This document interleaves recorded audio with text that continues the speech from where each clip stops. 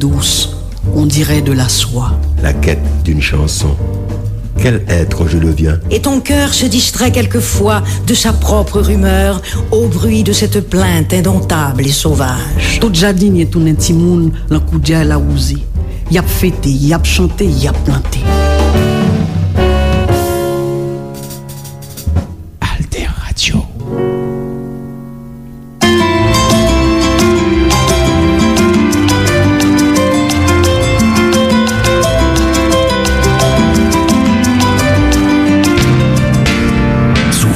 Radio, l'IFE, minuit. 106.1 FM, une tradition de radio belle et intelligente. Depuis 1935. 20 octobre 2021, Groupe Média Alternatif, 20 ans. Groupe Média Alternatif. Communication, médias et information. Groupe Média Alternatif. 20 ans. Parce que la communication est un droit. Information tout temps. Information sous toutes questions. Information dans toute forme.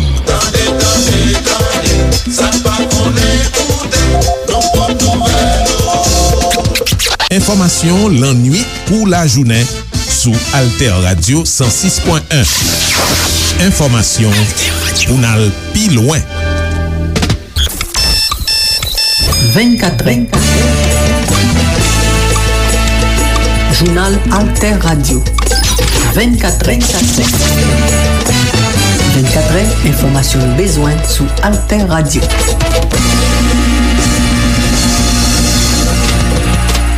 Bonjour, bonsoir, un kap koute 24 sur Alter Radio 106.1 FM en stéréo, sous www.alterradio.org ou dans TuneIn ak tout l'autre plateforme internet yo. Men principale informasyon nou pa reprezenton na edisyon 24 kap venir. Posibilite la pli jis rive madi 30 novembre 2021 sou plize debatman peyi d'Haïti yo. 28 novembre 1980, 28 novembre 2021, sa fe 41 l'année depi rejim Boudi du Valio te fe yon gwo atak sou la pres, arete plize jounaliste ak an pil lot moun ki tap goumen an fave demokrasi nan peyi d'Haïti. Alter Radio, Alter Presse ap retounen sou l'histoire sa avek konsiderasyon prezident Asosyasyon Nasyonal Media Haïtien yo, Jacques Sampeur. Dimanche 28 novembre 2021, bandi a exam lage ingenieur Jacques James Philistin, frère journaliste Marc Gerson Philistin ak 3 lot moun yo te kidnappé jeudi 23 novembre 2021 nan rue Kapwa, Port-au-Prince. Samedi 27 novembre 2021, bandi a exam kidnappé sou route Malpasla, journaliste Alexander Gaves, korespondant groupe Dominique Yorile, Groupo Telemikwo. Nan braplo divers konik nou tankou ekonomi, teknologi, la santé ak la kilti. Rete konekte Alter Radio se point sur ak divers sot nou pral devlope pou nan edisyon 24 kap vini. 24 Journal Alter Radio. Li soti a 6 di soir, li pase tou a 10 di soir, minuit, 4 ak 5 di matin epi midi. 24 informasyon nou bezwen sou Alter Radio.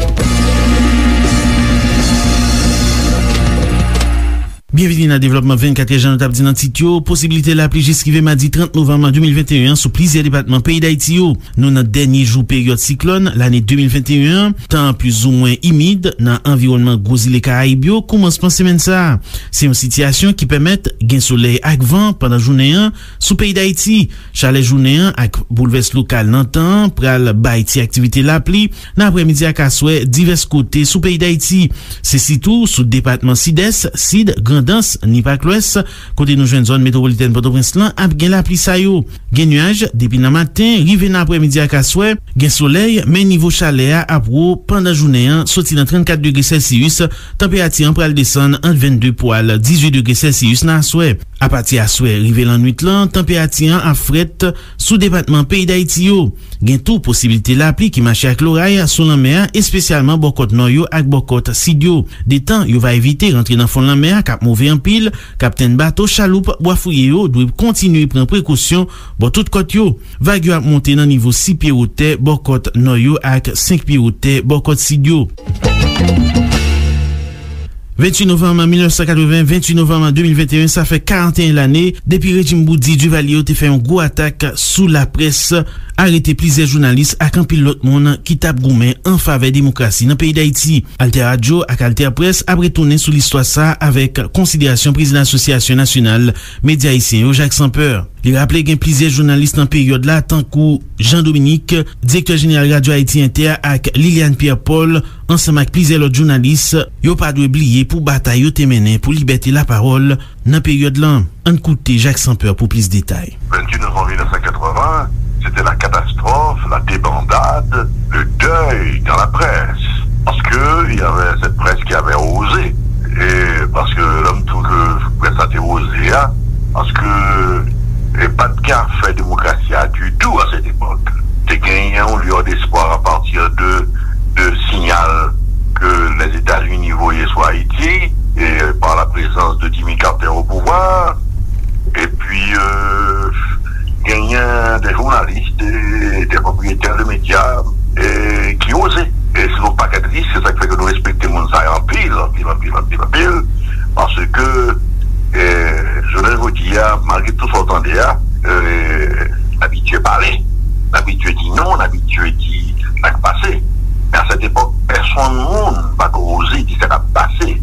Et on a gagné des stations de radio, et on a gagné Radio Soleil, on a gagné Radio surtout Radio Haïti, Radio Soleil qui relève là à la fermeture de Radio Haïti, et on a gagné des jeunes journalistes comme Liliane Pierre-Paul, comme femme, jeune fille à cette époque, et comme Compé Philo, Marvel Dandin, et d'autres qui ont osé, Jean-Dominique a osé, et ça a été un coup fatal, côté que 28 novembre, le dit mal l'a fini, il y a un expulsé, exilé, Jean-Dominique prend écraser l'acte, exilé de Tepli, la Haïti est fémin, et tout ça. On n'a pas qu'à payer ça. On n'a qu'à payer ça. Ça fait que dans la vie d'un pays, il ne faut pas jamais sous-estimer premier élan, balbutiement. Et quand nous parlons de la liberté d'expression, il faut penser aussi au balbutiement de la liberté d'expression, et qui commençait par Radio Haïti, et sous feu, et mitraillette. Voyez, tout ça, à côté que j'ai point ne fait pas. Voyez, et à un moment, même à Bajou, Bakadi. Et voilà que ces gens-là, il faut payer pas son billet.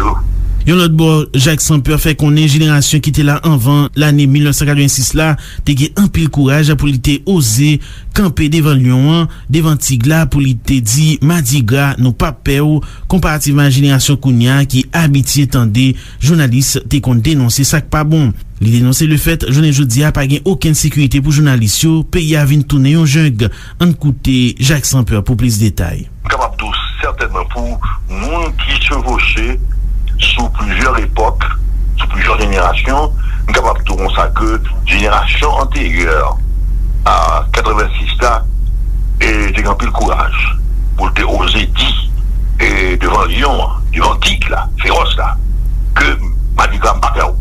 Voyez, et je dis, nous avons courage tout, oui, génération journaliste, je vous dis, grand pile courage, oui, mais sont l'autre gens, parce que l'habitude tendait au diable.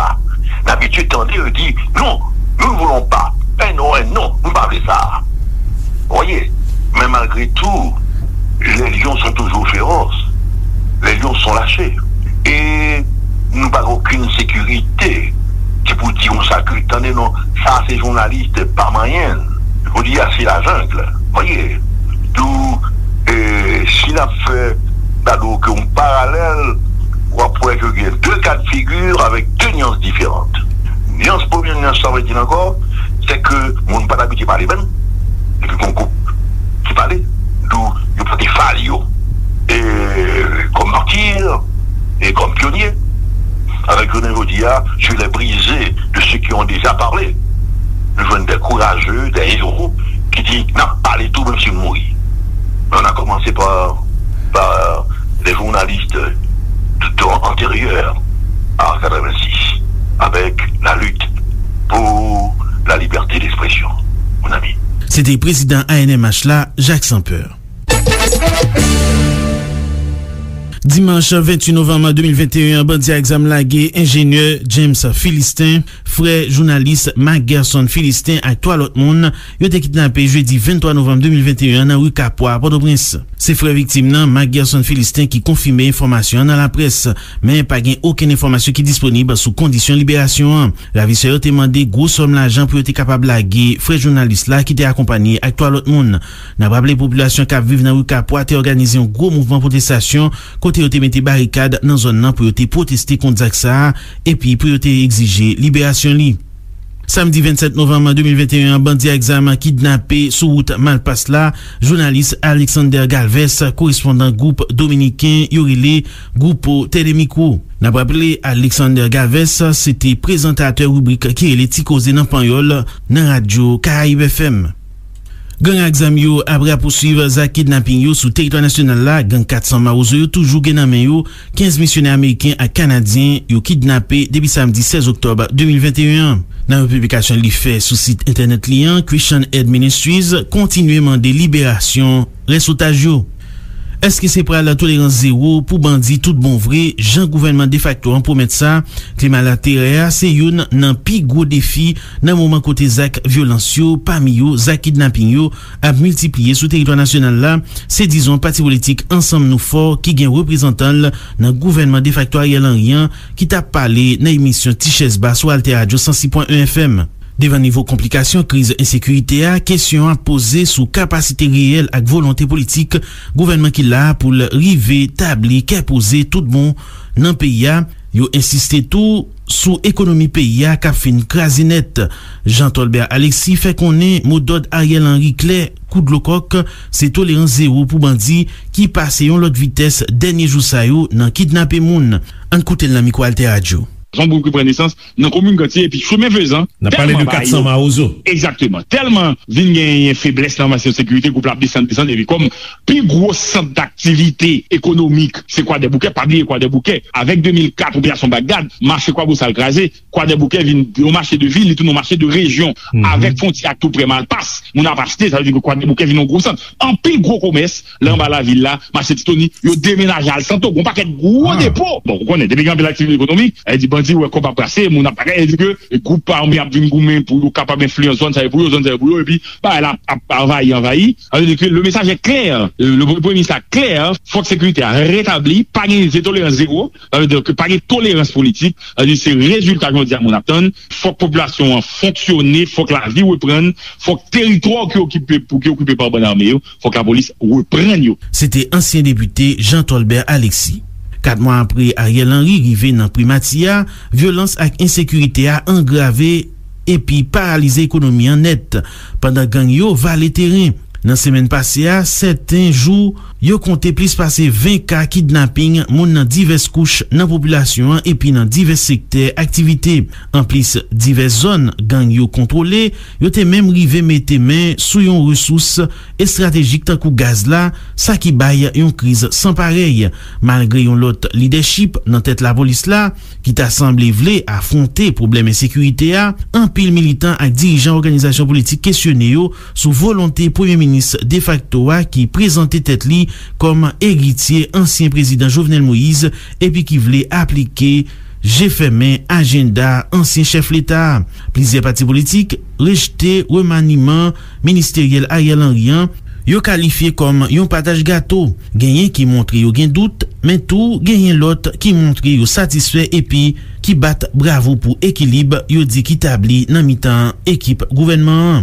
Toute façon, plusieurs responsables politiques qui embarqué dans l'expérience ça reconnaître attention en pile. Rive satisfait yo pas simple du tout. Pour Bibiti, ça mandé une volonté politique claire qui doit rive manifester par rapport à divers dossiers, particulièrement question gang yo, question massacre dans quartier populaire yo, qui te fait quinquin pendant administration Moïse là et puis dossier gaspillage 1.4 milliard $ aide Venezuela te bay Haïti à travers programme Petro-Caribéa. Ambassade Canada dans pays d'Haïti fait connaître la reprendre toute activité régulière liyo lundi 29 novembre 2021 après elle te suspend opération liyo pour un bout de temps à cause climat latéral sous territoire national là. Nan yon publikasyon li fè sou kont Twitter li, ambassade la annonse tout personel ambassade la retounen nan Port-au-Prince apre yo relokalize yo pou yon ti bout de temps. Nan praple gouvernement kanadyen te mande pou tout citoyen li yo prezans yo pa obligatoire pou yo kite peyi d'Haïti.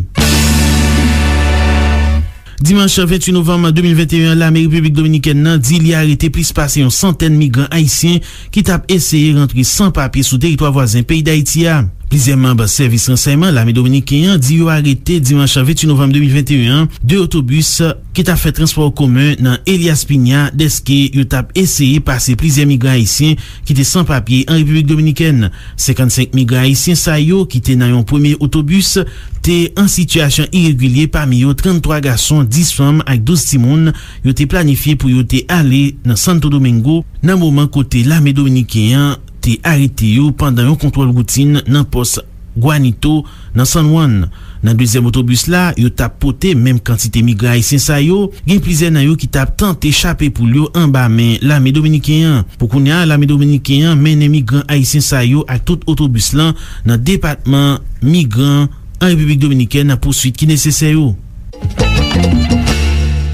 Juge instruction Gary Aurelien ki sou enquête sou konsasina 7 juillet 2021 sou Jovenel Moïse lan, ta dwe retire kol nan dosye sa paske la renkontre en cachette plizier moun li ta supposé tende nan enquête la. Se dizon, Réseau National Kap Defend Droit Moun yo ki kwe pati haïtien tête kale tap chèche kache yon bagay nan dosye ya. D'après Pierre Espérance, comportement juge lan souleve gros suspicion sou kredibilité li ak honnêteté li nan ka d'enquête sou assassinay sou ancien président kote li gen ampil moun kapten li abouti ak anket lan. An koute Pierre Espérance pou plus detay. Se yon assassinat ki fet, son krim planifiye.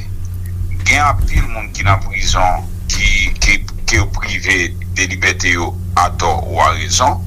Gen apil moun tou ki gen mandat ki desene kont yo e moun sa yo pa ka vaki a okipasyon yo. Nou di ke juge la li dwe gen kom bousol li la loi nan kad et enquête là doit être faite avec sérénité. C'est pas parce que Gilles n'a pas attendu ni Ariel ni DGPNH non de déporter, et c'est surtout parce que il y a des rencontres qu'elle a fait avec et moun qui dit doit tendre tant que Ariel en catimini et il a chaque bail, c'est ça nous dit. Ça veut dire la justice favorise des scandales et juge pas gain pour la rencontrer monde en catimini de équipé dans le dossier. Alors, je veux porter précision encore, c'est pas parce que le juge a beaucoup temps de Ariel ou bien le téguin pour le temps de Ariel, il pas temps de demander le déporter, mais c'est comportement dans le dossier, n'a rencontré monde dans faire arrangement, à demander mon argent. Et c'est de marché juge là, c'est Bernard Saint-Ville doyen. Et c'est pas sans raison Bernard Saint-Ville t'ai choisi juge là. Il choisit parce que il connaît très bien son monde qu'il est capable de manipuler. Et pas oublier, nous pas habitués en Haïti avec ça, les banalisations la vie monde. Nous pas capables de nos pays pour nous accepter comme quoi là pour nous légitimer, pour nous cautionner banalisation la vie monde comme s'il y a tout le monde comme ça. Même j'en ai demandé pour lumière faite, pour ces massacres quartier défavorisés au fait, tout l'autre monde qui mourit sous régime Jovenel là. C'était directeur exécutif Réseau National Kap Defend Droit Moun yo, Pierre Espérance. Ancien policier national Abelson Gouneg qui nan prison sans jugement depuis samedi 27 mars 2021, c'est un prisonnier politique qui victime abus pouvoir avec persécution politique parce qu'il était poté coulé nan mette campé syndicat police nationale la SPNH 17 là. C'est disons maître Michel André, yon avocat Abelson Gouneg yo. Dans une publication li fait sous compte Twitter li, maître Michel André annoncé li a présent dans la cour d'appel Port-au-Prince lundi 29 novembre 2021 dans l'idée pour plaider appel Abelson Gouneg te exercé contre une ordonnance doit un tribunal première instance Port-au-Prince lan. Wap koute 24 sur Alter Radio 106.1 FM en stéréo sous www.alterradio.org ou journal TuneIn ak toute l'autre plateforme internet yo. Actualité internationale lan ak collaborateur non Kervens Adam Paul. Nan Amerik Latine, yon trembleman de terre magnitude 7.5 frappe nord pays Pérou dimanche lan, epi a cause gros dégâts matériel ak 10 blessés, d'après denye information autorité pérouvienne yo. Trembleman terre sa, sekoué a 5,52 jungle septentrional la, même jan ak yon gros pati nan zone ki avoisine côte centrale la, d'après sa Institut National Géophysique Pérouvien précisé. Lot nouvel nan Amerik Latine, environ 5,2 milyon ondirien gen randevou pou vin vote dimanche 28 novembre 2021 nan eleksyon general kap fet nan peyi ya. 13 kandida ap pare pou vin apre prezident Juan Orlando Hernandez, peyi Etasini soupsone tankou yon moun ki implike nan narkotrafik. Nan peyi Etasini, yon imigran klandestin ki te kache nan tren aterissaj yon avyon American Airlines rive vive apre yon vol ki te dire à peu près 3 heures entre Guatemala City ak Miami avant li te jwenn arrestation d'après sa police frontière américaine nan annoncé dimanche lan. Et puis coronavirus, nouveau variant coronavirus la ki rele Omicron continue propager nan monde lan dimanche lan, notamment nan Pays-Bas, côté 13 cas te détecté. Yon situation ki bay gros kè sote ki pousse plis pays toujours fermer frontière yo ak voyager kap soti nan pays étranger. Frottez l'idée. Frottez l'idée. Rendez-vous chaque jour pour nous causer sous sac passé, sous l'idée qu'a brassé. Soti inédit rive 3 heures, lundi al pour vendredi, sous Alter Radio 106.1 FM. Frottez l'idée. Frottez l'idée, sous Alter Radio. Relez-nous dans 28 15 73 85, voyez message dans 48 72 79 13. Communiquez avec nous tout sur Facebook et Twitter. Frottez l'idée. Frottez l'idée. Rendez-vous chaque jour pour nous causer sous sac passé, sous l'idée qu'a brassé. Soti inédit rive 3 heures, lundi al pour vendredi, sous Alter Radio 106.1 FM. alterradio.org. Frottez l'idée dans téléphone, en direct, sur WhatsApp, Facebook ak tout l'autre réseau social yo. Yon rendez-vous pour nous parler. Parole banou.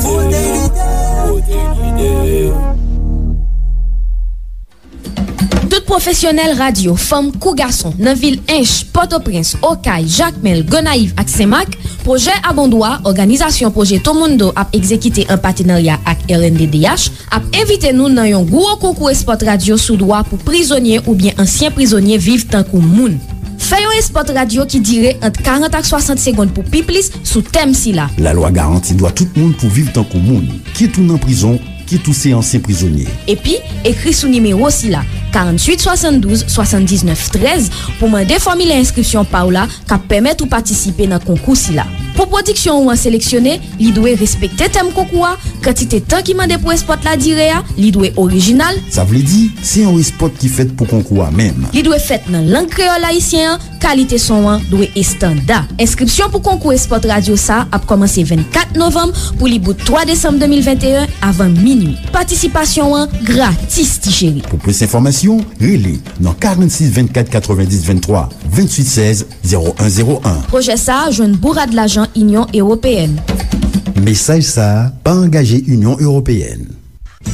Fêtons ensemble les 25 ans de l'Université moderne d'Haïti, UMDH, août 1996, août 2021. Cela fait déjà un quart de siècle, soit 25 ans depuis que l'UMDH, l'Université moderne d'Haïti, dessert la population haïtienne dans les différents départements du pays, tels que Jacmel, Brémont, Jérémy, Rochas, Mirbalais, en face du collège Saint-Pierre, Carrefour, Côte-Plage 26 et Port-au-Prince, première avenue du Travail numéro 25. Pendant ces 25 ans de sa fondation, elle se veut être plus proche des jeunes qui veulent à tout prix apprendre une profession en leur offrant 25 demi-bourses dans chacune de ses facultés suivantes: médecine dentaire, biologie médicale, sciences infirmières et pharmacie, reconnue par les ministères de la Santé publique et de l'Éducation nationale. Nouvelle session, novembre 2021, et reçoit actuellement les inscriptions dans tous ces pavillons précités.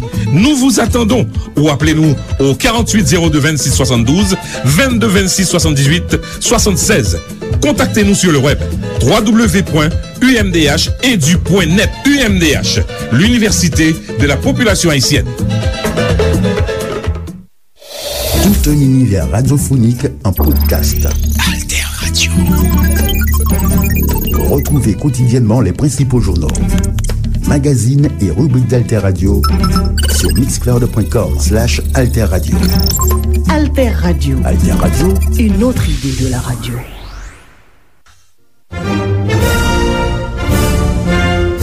Haïtiens, haïtiennes, n'oubliez pas aujourd'hui de faire le geste patriotique de payer vos impôts et vos taxes. Notre avenir de peuple libre et indépendant en dépend. Le territoire nous rassemble, le drapeau nous unit, le développement du pays passera par le paiement de nos impôts.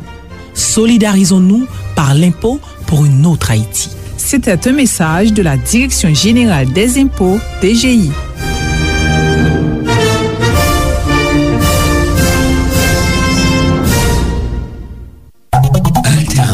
A cause crise énergique a frappé PIA, Direction Alter Radio regrette annoncer auditeurs, auditrices, commanditaires ak partenaires li obligé éteindre émetteur 106.1 à 8h à souhait. Pour le relimen à 6h du matin.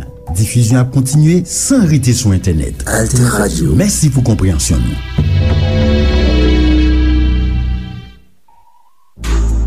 Aux victimes violence, pas souffrir en silence. Coups, pression, tisonnaille, kadejak, quel que soit forme violence lan, li gen pile conséquence sou moun ki victime nan. Ou victime violence, chercher assistance. Relé nan 29 19 90 00 lundi pour rive vendredi, sorti 8h nan matin pour 8h nan aswe. Samedi jusqu'à midi. Appel la gratis et li confidentiel. Numéro 29 19 90 00 offri assistance pour femmes actifiées qui victiment violence.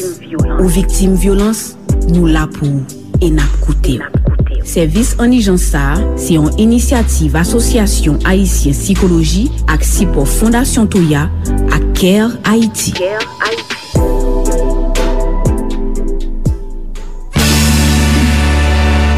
Nan Kilti, 14e edisyon Artisanat en Fête lan a fête soti 5 rive 6 décembre kap vinian, kote plis pase 200 artisan kapab expose zèvyo. An koute Daphne Joseph kap pote plis detay pou nou. Inskripsyon yo koumanse pou 14e edisyon Artisanat en Fête la. Artisan yo, regroupement artisan yo ou bien entreprise ki vle participe nan fwa sa, yo genye jiska 5 décembre pou yo inskri. Kote avoye katalog ou bien échantillon zèvyo ou bien ankor yon preva yo te participe nan lot fwa deja. Fwa ap deroule soti 5 pou rive 6 décembre 2021 nan Taraz ki trouve li nan Pétionville. 200 artisan pral kapab expose produit yo anessa. Ap genye plizye lote ak mizisyen tankou Bitova Oba ak Welele Dubout kap sinye album yo. Artisanat en Fête se youn nan pi gwo evenman nan la Kilti ki genye nan peyi an. Kote artisan nan 4 coin peyi an kapab participe. 24 Journal Alter Radio. Li soti a 6h di soir, li pase tou a 10h di soir, minuit, 4h ak 5h di matin epi midi. 24h, informasyon nou bezwen sou Alter Radio. 24 rive nan bout li nan rapplo principal informasyon nou te prezante pou yo. Posibilite la pli jis rive madi 30 novembre 2021 sou plize debatman peyi d'Haïti yo. 28 novembre 1980, 28 novembre 2021, sa fe 41 l'année depi rejim boudi du vali yo te fe yon gros atak sou la pres, arete plize jounalist ak an pil lot moun ki tap goumen an fave demokrasi nan peyi d'Haïti. Alter Radio, Alter Press ap retounen sou l'histoire sa avek konsiderasyon prezident Asosyasyon Nasyonal Media Haïtien Jacques Sampeur. Merci tout ekip Alter Press ak Alter Radio nan participasyon nan prezentasyon Marlene Jean, Marie Farah Fortuné, Daphne Joseph, Kervance Adam Paul. Nan teknik lan c'était James Toussaint.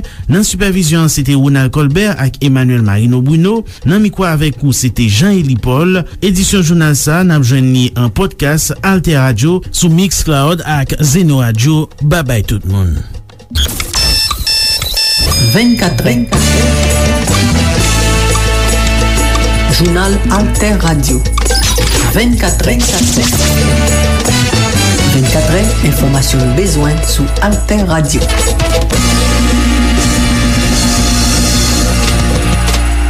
Ou pa gen lot chwa ke branche Alter Radio sou 106.1. It's your boy Blazy.